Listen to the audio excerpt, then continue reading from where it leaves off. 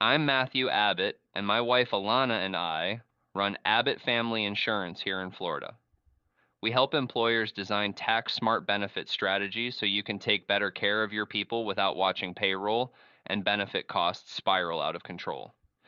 Today, we're talking about a line item that's hammering a lot of small and mid-sized employers right now.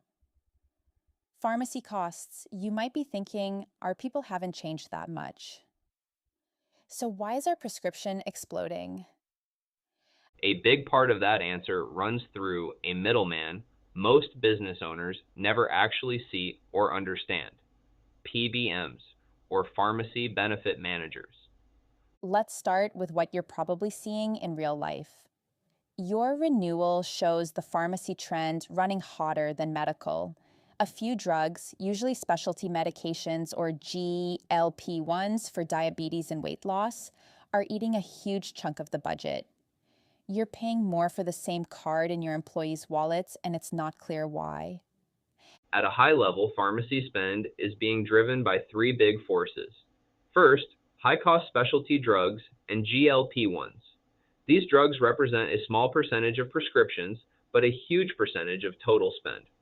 One or two members on a high cost specialty medication can move your entire pharmacy budget.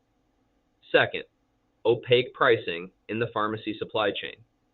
Between manufacturers, wholesalers, PBMs, and pharmacies, there are a lot of hands touching the same prescription dollar, and the way each of those gets paid isn't always aligned with your goal as an employer, which is good care at a reasonable, predictable cost. Third, your plan design and how your PBM is set up. Two employers can be covering the same drugs for similar people, but if one has a smarter PBM arrangement and better controls, their actual net cost can be dramatically different. So let's talk about PBMs because they're a huge part of the story. PBM stands for Pharmacy Benefit Manager. Think of a PBM as the behind the scenes administrator for your prescription drug benefit. On paper, a PBM is supposed to build and manage your drug formulary: what's covered, what's preferred, what's excluded, negotiate prices and rebates with drug manufacturers, set the network of pharmacies your employees can use, and process claims while managing utilization with tools like prior authorizations and step therapy. In theory, PBMs are there to create leverage and savings for employers and health plans. In practice, the way many contracts are structured can make it hard to see whether they're truly lowering your costs or just shifting where the money shows up. There are a few key PBM practices that can make your pharmacy costs feel like they're out of control. One is spread pricing. In a spread pricing model, the PBM charges the employer one price for a drug, pays the pharmacy a lower price, and keeps the difference. That spread is revenue to the PBM, and you don't always see it clearly, but it's built into your costs. Another is rebate-driven formularies. Manufacturers pay rebates to PBMs and plans for placing certain drugs in preferred positions on the formulary. If the incentives aren't aligned, the PBM might favor higher list price drugs that generate bigger rebates, even if there's a cheaper, clinically similar alternative.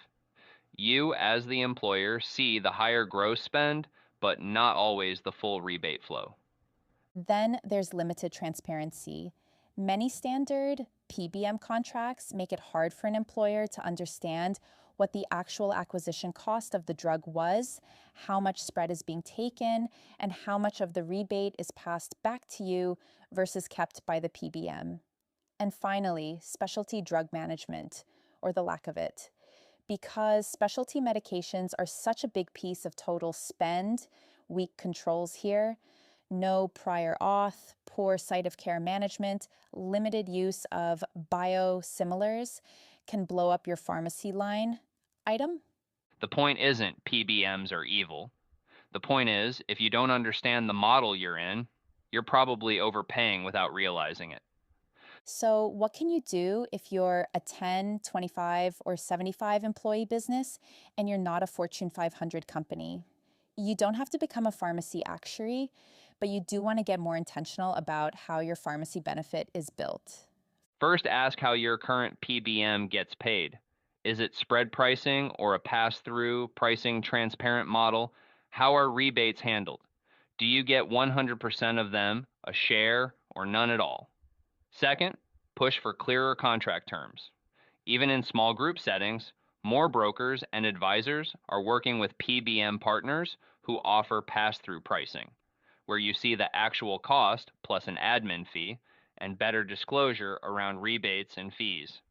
Third, tighten up specialty and high cost drug management. Require appropriate prior authorizations, use step therapy where it makes clinical sense, and look at biosimilars and lower cost alternatives when they're available. Fourth, align plan design with behavior. Use tiered copays or coinsurance that encourage cost effective choices, and communicate clearly with employees so they understand formulary tiers and alternatives. And finally, make pharmacy part of your overall benefit strategy, not an afterthought. When we're designing benefits, we want to look at the medical plan structure, the pharmacy benefit setup, and tax-efficient tools like a self-insured medical reimbursement plan to help offset some of the financial pain in a smarter way. If we zoom out, your prescription spend is part of a bigger picture.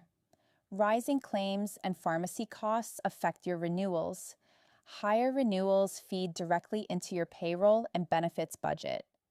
That impacts what you can pay, what you can offer, and how competitive you can be in your market. When we work with employers, we're looking at the whole stack. Medical strategy, PPO, HMO, HSA, style HDHP, MVP, MEC, ICHRA, or other structures, pharmacy benefit setup and PBM model, and tax efficient strategies like a self insured medical reimbursement plan to make the overall package more efficient and attractive. The goal is simple: better stewardship of every dollar you're already spending on your people. So if your pharmacy costs feel like they're exploding, it's not your imagination. High cost drugs, opaque PBM models, and weak specialty management are all part of the story. But there are levers you can pull even as a smaller employer. If you'd like to see how your current setup stacks up and whether your PBM or plan design is quietly driving costs higher than they need to be, reach out to us at Abbott Family Insurance. We'll walk through your benefits and pharmacy in plain English and show you where the pressure points are.